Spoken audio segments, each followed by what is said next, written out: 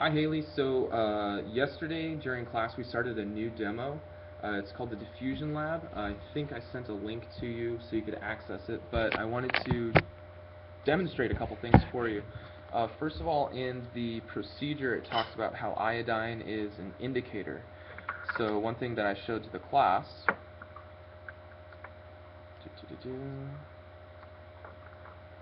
was if we can look at the color of the iodine there, what do you notice? It's kind of like an orangish, brownish, something like that. And as it's said in the procedure, an indicator is something that will change color. In our case, it's changing color in the presence of something else. And iodine, it says, is an indicator for starch. So I also have a whole bunch of cornstarch here. And what we will do is put a little bit of cornstarch into the iodine to see what happens. So we would expect that since it's an indicator for starch, that it would change color if it comes into contact with starch.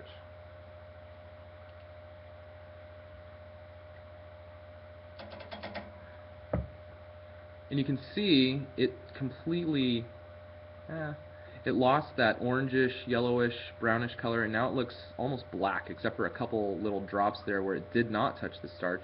But you can also see the drops right there where some starch did come into contact with it. So that's what an indicator is basically, and that's one of the reasons why we use it for staining cells, is that it will stain some parts and make them stand out more. So what we did yesterday, I'm going to do this really easy, quick and easy. We took a beaker and we put 15 drops of iodine in it. It was about that. I'm totally not doing this according to procedure, but don't worry. Just don't tell anybody. Okay. So we want to observe the color. Okay, that's our iodine right there. It's this nice dark yellow. Okay, and we took a plastic baggie.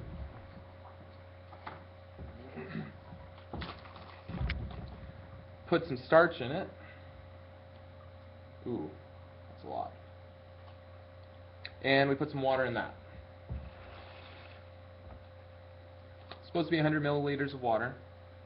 And I told the class that we were going to put, I think it was 150 milliliters of water in here with 15 drops of iodine.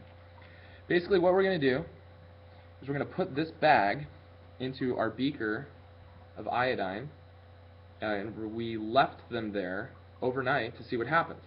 So when we first put them in, there's nothing at all dramatic going on. But we're going to leave it in there overnight and see what happens. So we came back today, this morning. What's this? And here we go. We notice when we take out the bag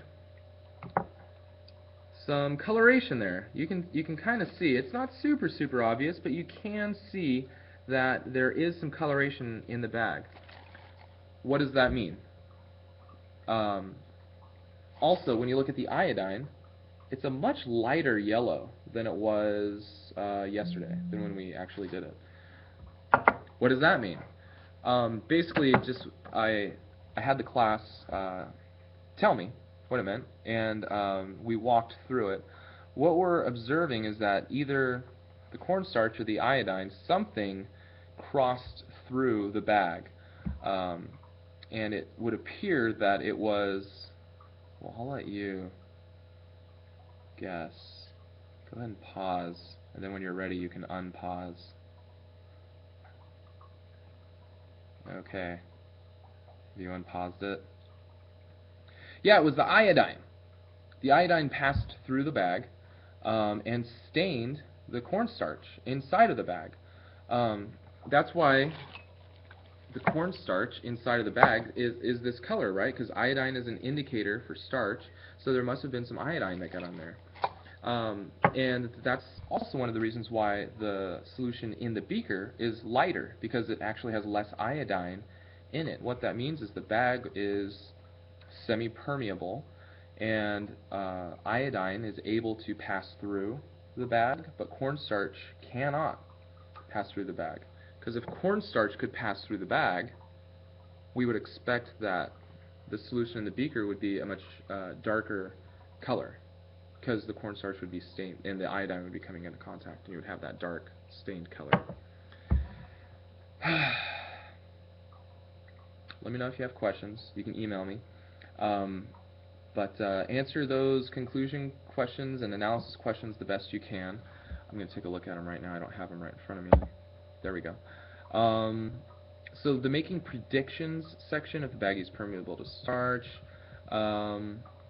Just want to make sure, yeah, permeable means that something can pass through. So for making predictions, question number 1, if starch could pass through the bag, which way would starch move? Into or out of the bag? So to answer that question, where is the starch already? Well, it's inside the bag.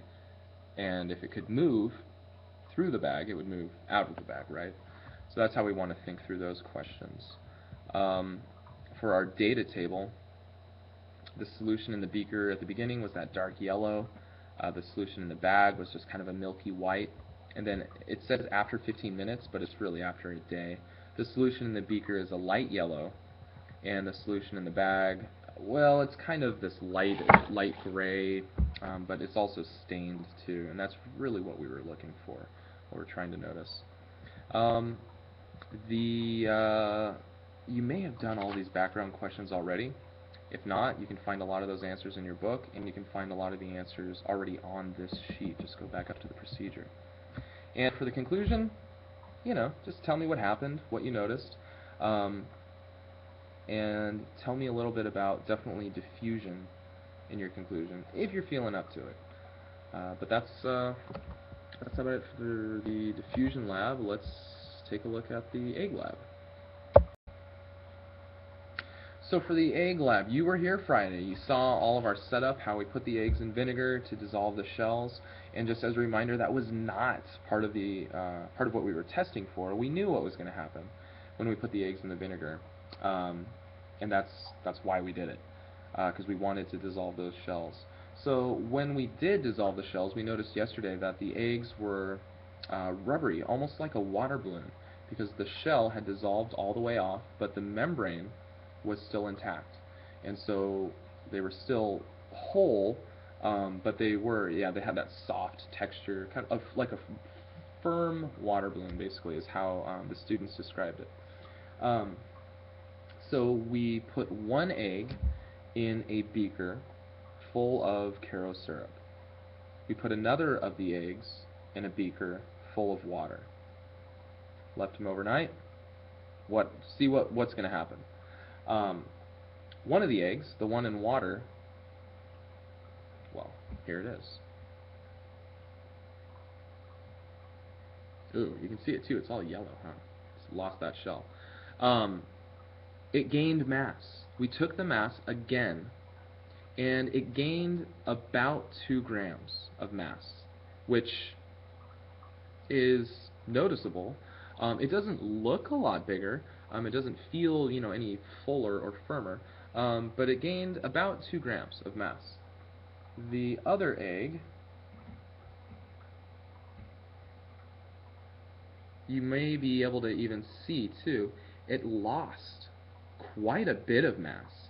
And this one's actually been sitting in water again a little bit, so it's increased.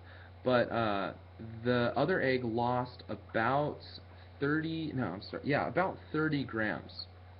30 grams decrease in mass.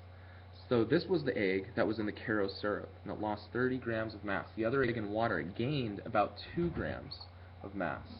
And the questions that I was asking the class, it's what happened? What happened? Why did the egg in the water increase in mass? Why did the egg in the Karo syrup decrease in mass?